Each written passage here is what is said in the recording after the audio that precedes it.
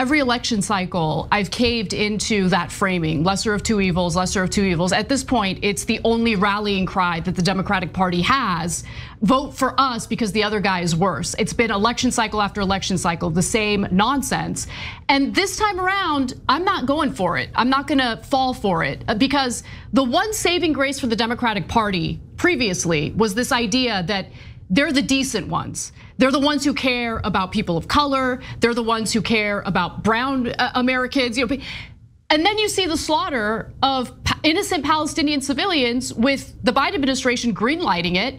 And I just don't think they have a leg to stand on that issue. Ana Kasparian is getting fed up with all of the woke nonsense that's going on. We're seeing this happen more and more often. Ana Kasparian is probably like the face of this right now, with someone who has been on the left for a long time, going against the woke culture because it's just gone too far. It's to the point where you're unable to exercise common sense and also align with the woke left. It's just not possible because they have to take everything to the maximum extremes. And if you don't do that with them, you are kicked out of the club. You're kicked out of the cult. And that's what happened to Joe Rogan. That's what happened to Russell Brand and so many other people. We're also even seeing it sometimes in little spurts from people like Bill Maher, although Bill Maher is not willing to go all the way, kind of like Ana Kasparian has been doing. But at least we have someone like Ana Kasparian she's not all the way red-pilled, of course, but she's getting pretty close. She's calling out the woke nonsense more than almost anyone else who's on, quote unquote, the left is nowadays. Let's get into this clip here of Ana Kasparian destroying The View in this very, very good clip. A lot of truth being spoken by Ana Kasparian that a lot of leftists, including Cenk, who's sitting right next to her, are scared to say. Let's check this out.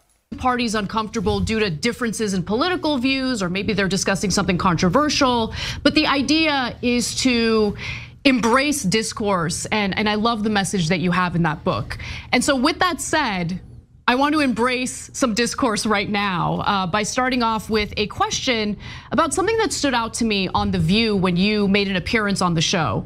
So I want to go to this video. It's an exchange between you and Sunni Hostin, and then I'll ask my question. Take a look. You endorsed Joe Biden back in 2020, but this time around you say you're not going to endorse anybody. Charlemagne, now is not the time, in my opinion, to sit this one out. Yeah, I didn't say that. I never said I was sitting it out. What you gonna do?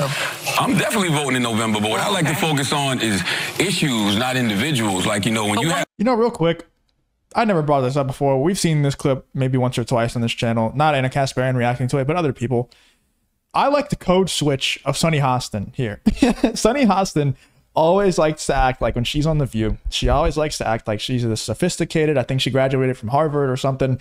And she always acts like she's so sophisticated and she's so smart. She's so well researched. They have that one guy, I always forget his name, that went on The View that talked about how, we shouldn't be separating the government assistance by race, although Sunni Hostin and The View disagree. We should be separating it by economic status and socioeconomic status and things like that. And the View, Sunni Hostin obviously disagreed. But when he went on the show, he had a book to promote, as does basically everybody else that goes on there. And Sunni Hostin was like, I read your book 3 times. Like, she's always trying to sound like she's smarter than everyone, she's better than everyone, and she's more sophisticated than everyone. And then Charlemagne goes on here, and he's obviously like a little bit more like, I don't know how to say this without not sounding racist. He's like a little bit more hood, right? He talks like more natural that like for where he comes from than Sunni Hostin does. And then just listen to the code switch of Sunni here. I'm gonna replay it one more time. This one out. Yeah, I didn't say that. I never said I was sitting it out. What you gonna do? I'm definitely voting in November. What you gonna do? So listen one more time. So she's all like asking the question, like very sophisticated. And then he's like, I never said that. And she's like, well, what you gonna do? You endorsed Joe Biden back in 2020, but this time around you say you're not going to endorse anybody. Charlemagne, now is not the time, in my opinion, to sit this one out. Yeah, I didn't say that. I never said I was sitting it out. What you gonna do? I'm definitely voting in November, but what I like to focus on is issues, not individuals. Like, why not endorse? Huh? Why not endorse Biden?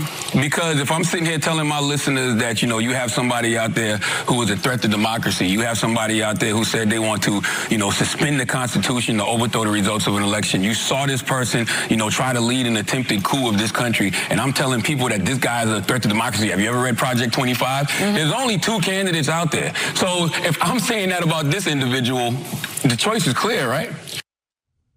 So you're clearly unhappy with the Biden administration, considering the fact that you're kind of making this distinction between, doing a an endorsement as you did in 2020. Well, by the way, everything that he just said is nonsense. He just said a bunch of nonsense. He's obviously referring to Donald Trump and the Republican Party, saying that Donald Trump was trying to suspend the Constitution, to overthrow the election, overturn the election, whatever. Tried to lead a coup, tried to, the Project 25 stuff, which is just the biggest psyop, the most obvious psyop I've ever seen in my life. The Project 25 stuff is all just nonsense. Please go check it out.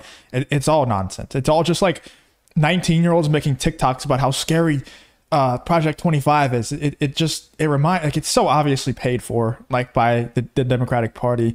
It's kind of like whenever that Obama produced movie came out and everybody was like making TikToks like, oh my God, did you see this happen in real life after X movie came out? I forgot what it was called. It was about some like end of civilization type movie. And it was like, oh my God, did you see this happen in real life? And it was like clips from the movie. They pay for these things to happen. Like, they pay for certain conspiracy, quote unquote, conspiracy theories to be pushed on TikTok. And it's more obvious than ever now. And the same thing goes for Project 25. It's just a bunch of 19-year-olds who are paid to make TikToks about these things that are just non-existent. It's all like everything that he just said is he's a victim of TikTok brainwashing.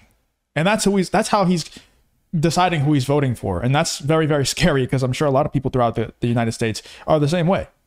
Versus what you're planning on doing this time around. You're not endorsing Biden, but clearly you're going to vote for Biden.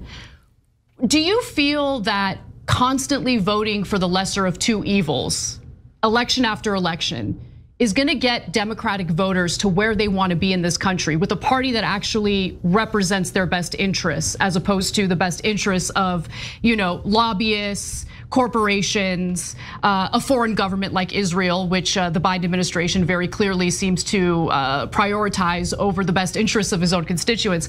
Well, so will the Trump one, and so will literally any other administration that is allowed to win the United States. That's a discussion for a different time, though. I'm curious if you think your tactic here is going to yield positive results.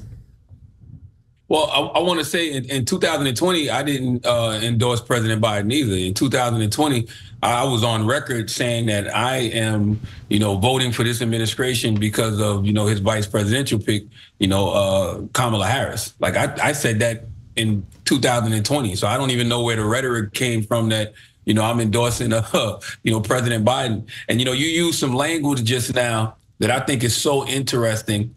And when you see statistics like, 1 in 4 Americans have unfavorable views of, both. If you enjoy content like this, and make sure to leave a like and subscribe to the channel. It really does help me out a ton. Let's get back to the video. Both Trump and Biden. Or when you hear my man Tim Ryan, talk about the exhausted majority, how people are just tired of politics.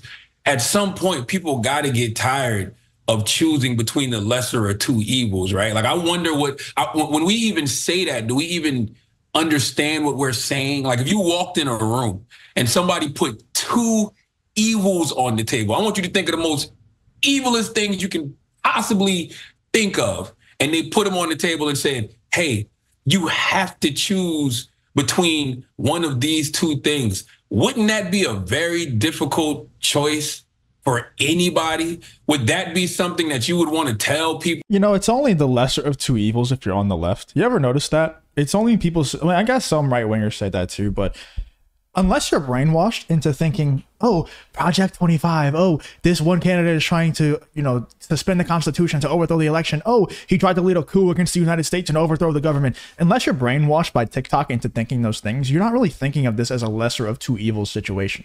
The only people who think that are people on the left, like Charlemagne, Ana Kasparian, Bill Maher, those types of people that think this is a lesser of two evils situation. It's only leftists thinking that, because their side is awful. Their candidate is one of the worst, if not the worst candidate in the history of the United States to actually be the front runner of their party. Like, it is absolutely nutty. I'm no historian, but I'm sure that you couldn't find a candidate who was the front runner of their party. Dude, he's the president of the United States right now. You couldn't find a candidate or a president, an actual president that became president. You couldn't find one that's worse off than Joe Biden. You couldn't. The man is pooing himself on stages. The man can't read off a teleprompter. You can't form a complete sentence. I know that this is funny. It's a meme and everything. But if you really sit down and think about it, we have the worst president by far. And maybe you might disagree in terms of decision making. Maybe some presidents have made some bad calls in the past. At least they had the capability to make calls. This guy can't even make a call. He can't. It's not possible. So to say this is a lesser of two evils situation, it's really not. Unless you're brainwashed by TikTok, it's not a lesser of two evils situation. If you actually step back, bird's eye view, you zoom out, it's just an obvious choice. But anybody who's been brainwashed by TikTok, like Charlemagne, Ana Kasparian, and I don't want to say Bill Maher's brainwashed by TikTok because he probably doesn't watch TikTok, but the same talking points, they're all brainwashed, you know? People, oh man, you know, well, since I got to choose the lesser one, I guess I will endorse this one. It's like we use this language that's kind of like just it's discouraging. It's coercive. Like literally, that's what it is. It's very discouraging, you know, to the American people. And that's why I say I would rather talk about issues than individuals, especially in an election like this. When an election like this, where, you know, neither one of the candidates are people that, you know, folks really truly enjoy. Well, I'm not gonna say that because they definitely have their bases, but people like me can't really get into. I would rather just talk about the issues as opposed to talking about the individuals. Yeah, I just want to respond to that because, you know, for every election cycle, I've caved into that framing, lesser of two evils, lesser of two evils. At this point, it's the only rallying cry that the Democratic Party has. Vote for us because the other guy is worse. It's been election cycle after election cycle, the same nonsense. And this time around, I'm not going for it. I'm not gonna fall for it because the one saving grace for the Democratic Party previously was this idea that they're the decent ones. They're the ones who care about people of color. They're the ones who care about brown Americans. You know, and then you see the slaughter of innocent Palestinian civilians with the Biden administration greenlighting it. And I just don't think they have a leg to stand on that issue. So yeah, you can only lie to people so often, even Democrats. You know, I'm just playing, but you can only lie to people so often, you know, without actually delivering. And at least people like Ana Kasparian are waking up. I think for most people on the Democrat side, on the left, it's going to take them a lot longer to wake up to the obvious truth. That is, they're being played like fiddles by the Democratic Party. Every single election cycle, it is the same exact thing. Ana Kasparian is completely spot on. It's always the lesser of two evils. It's never about what are we going to do for you. It's what's going to happen if that evil person over there wins.